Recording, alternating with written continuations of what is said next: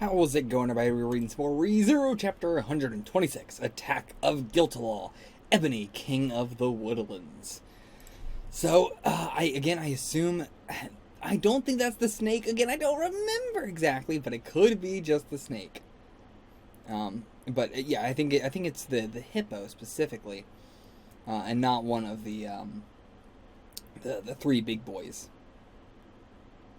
Okay, so Garfield got Elsa's cloak off, and it doesn't seem like, because she's fighting Garfield, you know, it seems like she is totally fine with just, like, losing the cloak, which will be helpful if we can get someone like Beatrice out here to, you know, do some sort of, like, finishing blow, because we need some sort of magic way to finish Elsa.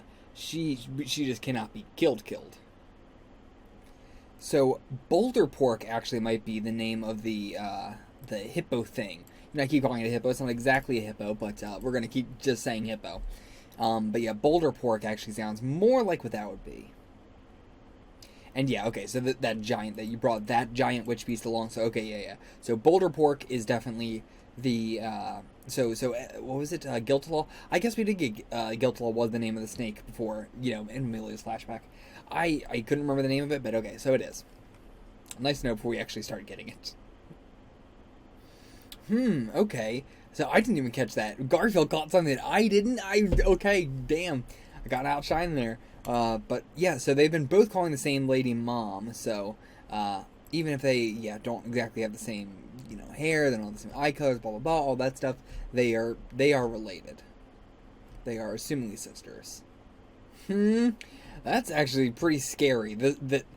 Garfield's the first person she has cited in a long while that she'd rather keep alive after pulling out their guts.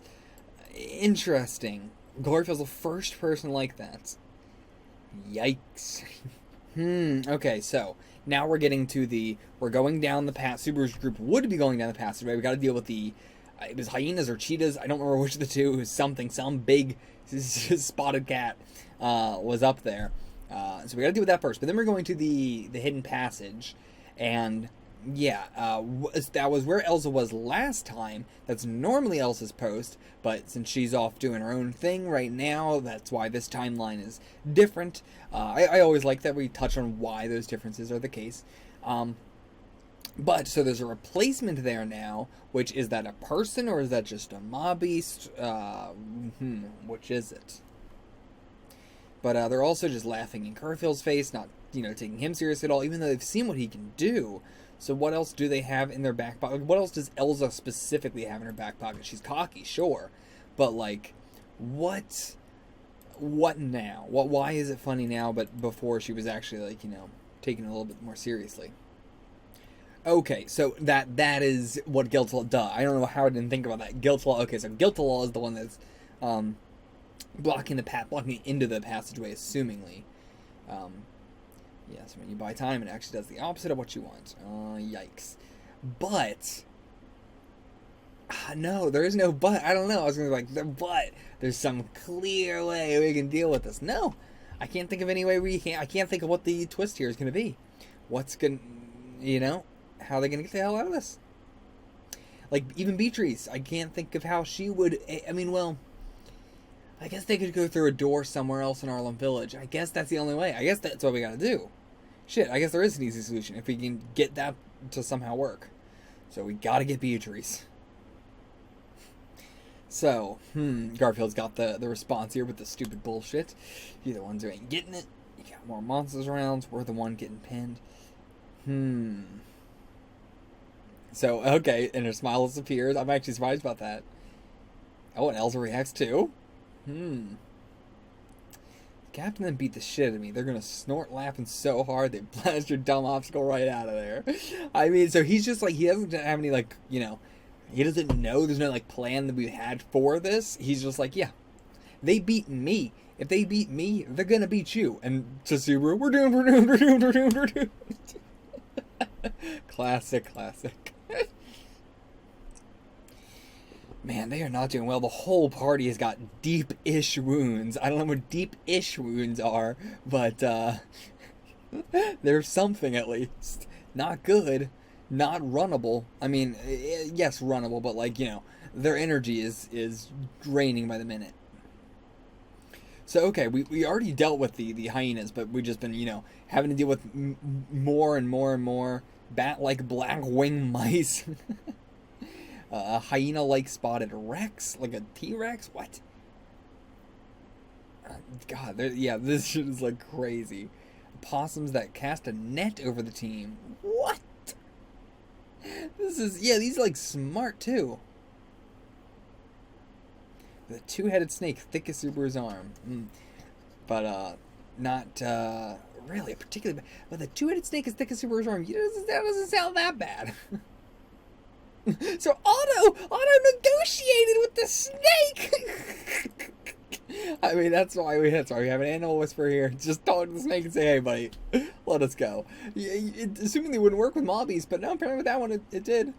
But it is interesting that we just, like, off-screened this as just, like, it's more of, like, a comedy bit.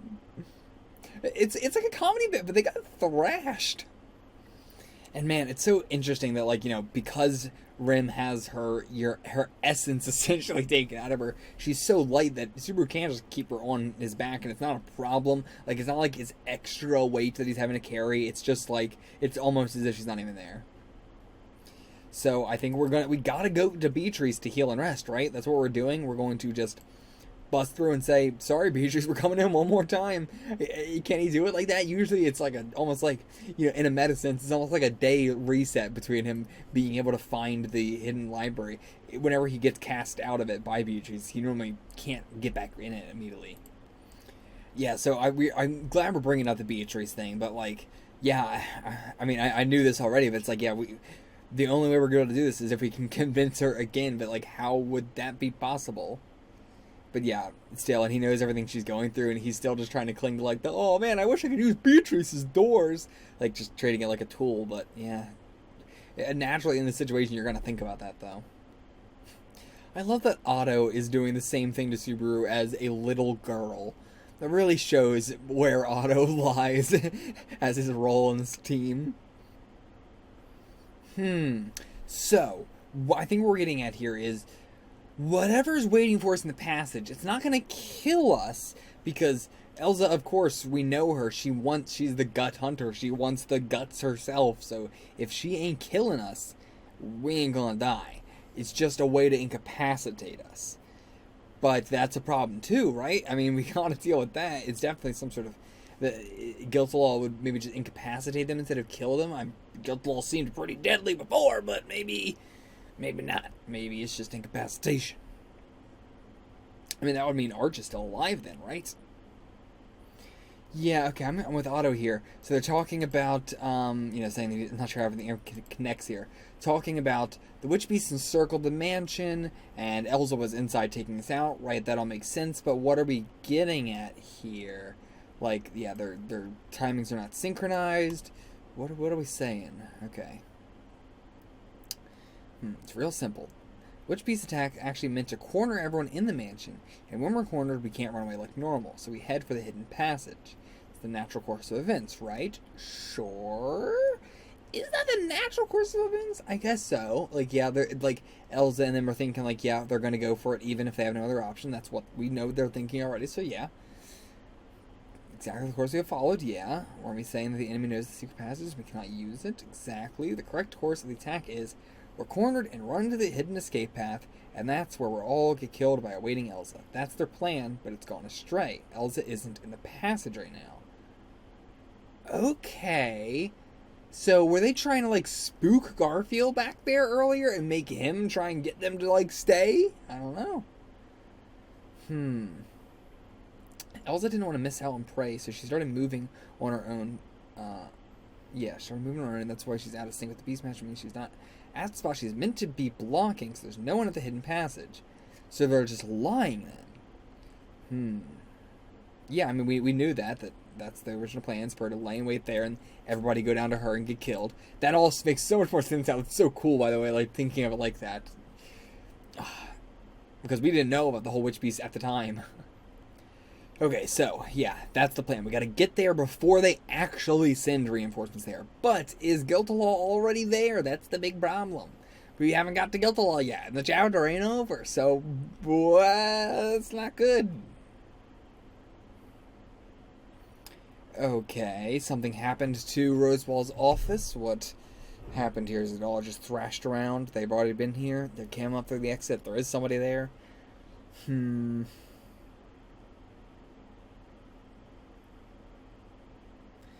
nasty looking one camping outside the room. Okay, great. Okay, so just outside the room. Gotcha. Looks like the monster Camaro, so it's 3 hits. So lion-esque, feline head, skinny body of a horse or goat. Okay, yeah. Okay, gotcha. So they weren't lying. This is the, like, you know, big other one. Not as big as, what was his name? Like, pork something. I don't remember. But, yeah, not as big as that one, but still pretty damn big. So this is Guiltylowe. Okay. So Guiltylowe is just a chimera. Okay. Not the snake at all. Okay, so it's a little bit smaller than Garfield transformed, which I didn't think Garfield transformed was that big. You know, as big as I didn't even think he was anywhere near as big as the thing outside, Pork Boy. So damn, but I gotta get a picture of whatever the hell Guiltylowe looks like after this. You know, everybody is just like, I like how we're actually talking about this. Like, come on, this is not manga time. This is happening in real time. We had a tiny little 2-second exchange. You expect me to have a plan after this? Give me some time, man. And now everybody's like, Subaru. So much expectations. But okay, come on, Subaru. My expectations are on you too. Give me it. What you got? I mean, he's thinking about everything, thinking it all over. What's he got? When neither martial nor magic forces are looking like they work, time to stake it all on my unmatched knowledge from the 21st century. Okay. Huh. What's he got here? What's he got up his sleeve here? What's a trope here? I don't know. Okay, so we're cutting to it from his perspective, from Guiltylowe's perspective. Oh my god, is this going to be like a fucking... Oh, he's going to do like throw a rock around a corner, have the guard go, you know... Are we doing that? Are we doing classic RPG, what was that sound, guards? Having heard the peal of something hard tapping against the floor, Guiltylowe raises his snout. The breaking of his horn allowed Guiltylowe to escape from his curse. Interesting. This is like a character. We're like getting into his like mind. It's weird. I wasn't expecting this from a Witch Beast, but okay. Guiltylowe is actually already pretty interesting as a character. You know, with just how much mystique is around him.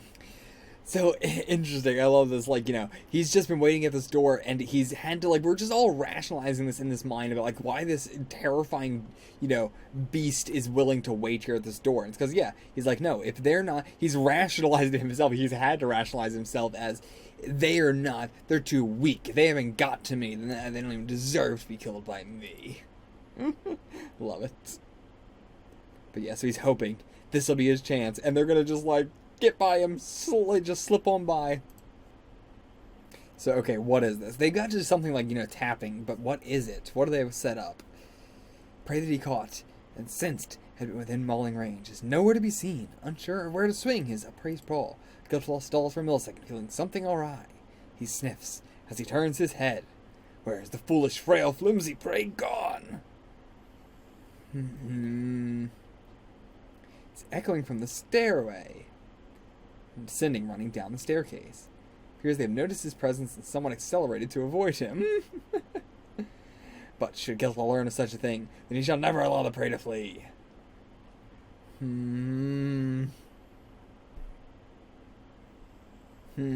So now he descends the staircase, tries to go get them, but they're still not there. What is going on here? I honestly have no idea how they're making this sound. So now he thinks they're just hiding in this wardrobe because their clothes are sticking out. He goes over to it. He's going to rip it apart, but still. And damn, his tail is just like piercing it. Damn. So inside is actually, there was a bottle in there that when he broke up and a smell came out. Okay, so they're going to ruin his smell now. Interesting. Shooting cloth merely been closed, yeah. So are they fucking with him here? I don't know how they're doing this. Now he's in a room with a table with a bunch of candles. something's got to happen here, right? With the flame and the candles, and this is wild. This is so loony, or not loony. This is like Scooby-Doo shit. This is so. The personality we're getting for Guiltylowe, the personality we're getting for Guiltylowe, I mumbled that so bad, is really interesting. Okay, so now we're getting him with flour, so we're just like robbing his senses one by one. Again, not sure how, but oh, okay, wait, are we here? We're here. Huh. Oh, okay, that's what he meant by flour explosion. Okay, so we got him full of flour, and also whatever the other chemical was for his smell, maybe that's involved, but that could just be for his smell. And then now we're gonna chuck a candlestick in him, blow him up, essentially, more just set him on fire. Oh, okay, well, never mind, that really didn't do much at all. That didn't do much at all. Oops. Bad. Instead of doing that nonsense thing, it's quicker to just do this. What are they about to do? Low voice and a high voice. Different sexes, so Otto and a Frederica, assumingly, maybe. Shot behind him is collapsing toward him. String drawn towards the inch.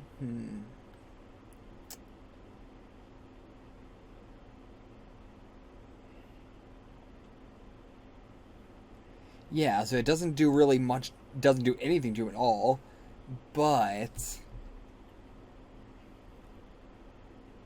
okay, so the cupboard opens, liquid overflowing from it streams all over his body.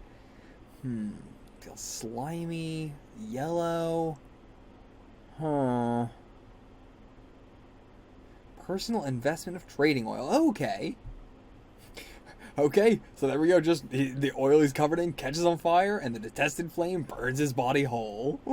The king of beasts descended from the plains and forever obsessed about his throne in the woodland skies, without ever knowing what bested him, combusts in flames as hot as his humiliation.